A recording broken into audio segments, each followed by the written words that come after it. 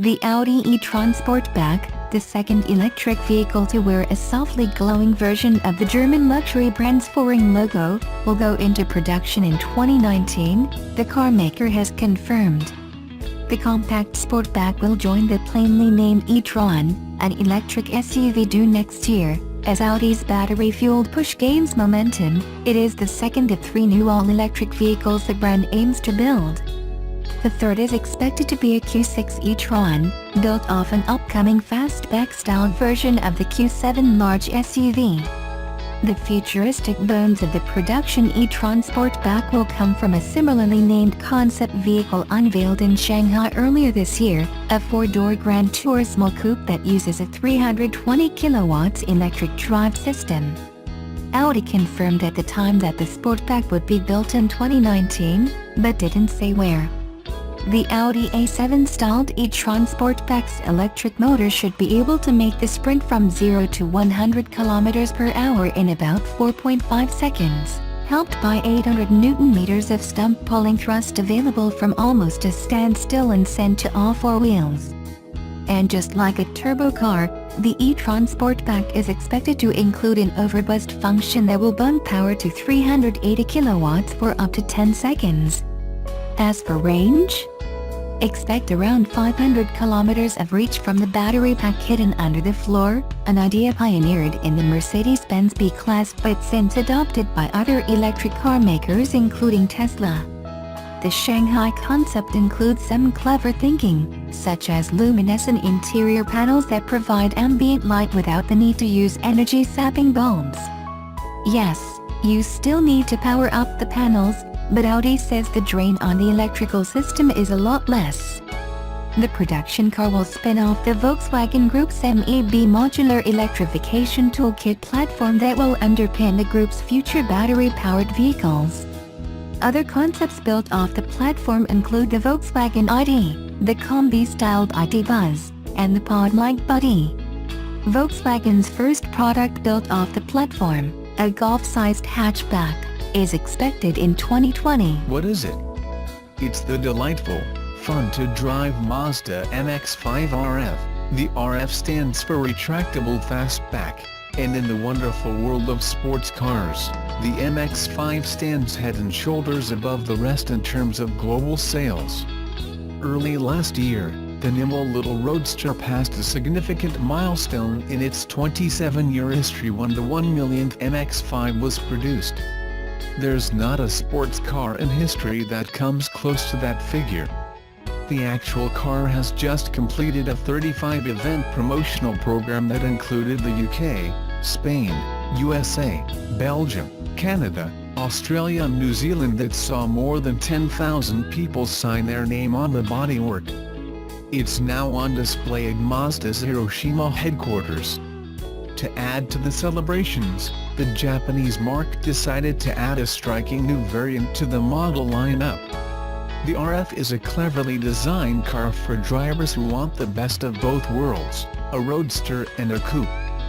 Rather than a coupe, however, the beautifully designed folding roof transforms the car into more of a Porsche 911 Targa-like car. And, with the roof folded away, there's plenty of sky and fresh air to be enjoyed.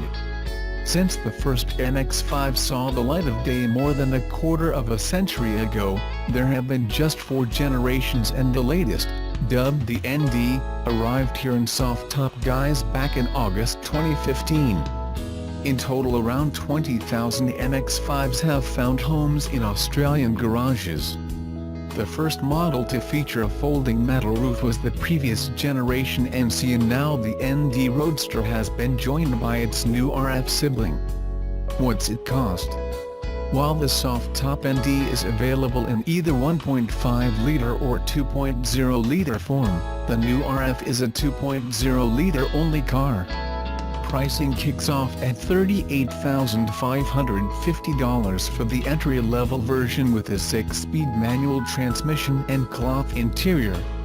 This rises to $43,890 for the manual RF GT with black or tan leather and $44,890 for the top-spec RF GT with a black roof and Nappa leather. A 6-speed automatic transmission is available across the range for an additional $2,000. Red and gray metallic paint adds another $300. In terms of standard kit, the new offering is generously specified. All 3 variants come with goodies including LED headlights and daytime running lights, air conditioning, cruise control, a 7-inch touchscreen with Mazda's MZD Connect system, Bluetooth phone and audio connectivity, satellite navigation, blind spot monitoring, with internet radio integration via Pandora, Stitcher and AHA. Move up to the RF GT and you add leather trim, automatic on-off headlights, a premium 9-speaker 203-watt Bose system and climate control air conditioning. What's it go like? The RF Suite 2.0-liter inline 4 boasts 16 valves and a double overhead camshaft layout and is good for 118 kilowatts at 6,000 RPMs and 200 Newton-meters of torque that arrives at 4,600 RPMs. Mazda claims combined fuel consumption figures of 7.0 L/100 km for the manual version and 7.4 L/100 km for the automatic. During the national media launch, my co-driver and I saw 6.8 L/100 km and 7.2 L/100 km respectively. The star of the RF show is undoubtedly its superbly designed and executed electric folding roof. It adds 45 kilograms of extra weight to the car, but really, you'd never know. Push a button and the roof opens in just 13 seconds and this operation can be performed on the move up to a speed of 10 km per hour. But if the heavens opened and you wanted to stay dry, it would be more sensible to pull over and stop. That said, to watch the RF's roof in operation is to watch a piece of brilliant, not to mention whisper quiet, slow-motion engineering gymnastics. The mechanism uses 14 separate linkages and 2 electric motors that combine in a masterful way to stow the roof in a compartment in front of the boot. The front of the roof is aluminium, the center section is steel and the rear flying buttress-type wings are plastic. They lift to let the roof fold away and then sit down to lock in the RF's Targa-style open roof arrangement. Visually, the wings give the RF a look that's reminiscent of the classic Dino. It didn't have a Ferrari badge, and the Jaguar XJS that was around in the late 1970s and early 1980s. Even that classic Australian, the Balwell Nagari Coupe, used the flying buttress design, but the Nagari's flying buttresses stayed put as part of the body structure. Inside, the new RF, even at entry level, is a pretty classy place to be.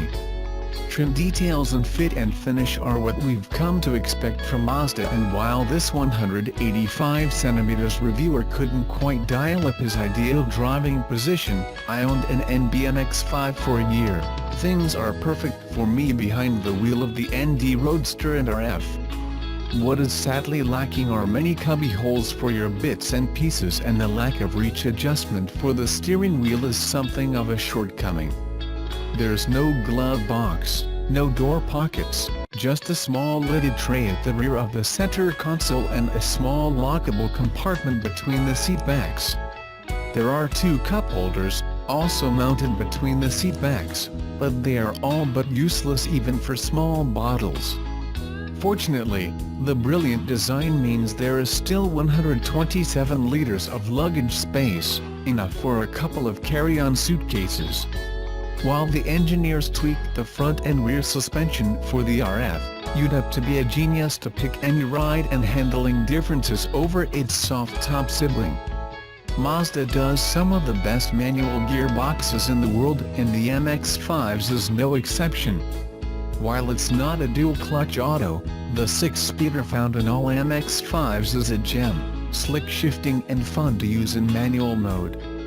In the safety department, as well as front and side airbags, the 5-star ANCAP-rated RF comes standard with ABS brakes, dynamic stability and traction control, blind spot monitoring, electronic brake force distribution, emergency brake assist, an emergency stop signal, hill launch assist, and there is even a clever active bonnet that pops up to help protect a pedestrian's head the instant an impact is detected. One negative is that while autonomous emergency braking is available on other Mazda offerings, it's not on the MX-5. While blind spot monitoring is essential given that the flying buttresses certainly endow the car with blind spots, a reversing camera would and should improve things no end. In summary, the new RF continues to be a delightful driver's car that rewards the steerer in many ways. The car's balance and poise through corners is legendary, and the RF's ability to transform from a sports coupe to a Targa-like open-top sports car adds to its appeal for buyers who aren't totally sold on a soft top. What we like: legendary MX-5 behind-the-wheel fun, classy coupe styling with the roof up, overall driving dynamics, great manual and automatic transmissions, stylish and practical interior styling. What we don't: stingy 3-year warranty, limited interior storage cubbyholes, autonomous emergency braking not available, no steering wheel reach adjustment, limited rear vision with roof up, seat backs a tad narrow for anyone but jockeys. What are the alternatives? Unless you want to mortgage the house for a car with an exotic badge such as Audi, Aston Martin, Mercedes-Benz, BMW or Lamborghini, there aren't many wind-in-the-hair sports cars from which to choose these days. Some lesser-priced offerings include the 1.4-liter Abarth 124 Spyder with its $41,990 price tag, the 2.0-liter Mini Cooper S two-door convertible that comes in at $46,500, and although it is much larger, the Ford Mustang 2.3 EcoBoost that requires a $54,990 chic, if you can get one. Deal or no deal? Mazda launched the RF with high hopes for its sales success, and the company has not been disappointed. While most soft-top purists will probably stick with the MX-5 Roadster, the RF is attracting a new subclass, and probably older, group of buyers.